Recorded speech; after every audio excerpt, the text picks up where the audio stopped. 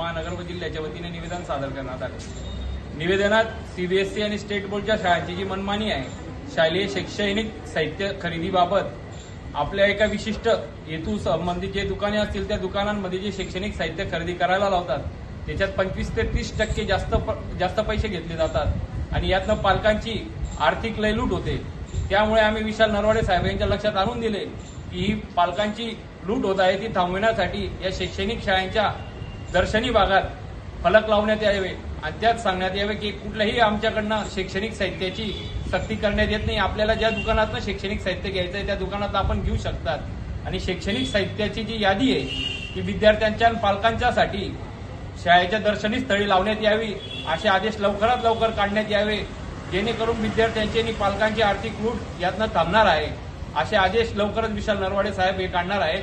जय हिंद जय महाराष्ट्र। आदेश लवकरात लवकर काढण्यात यावे जेणेकरून विद्यार्थी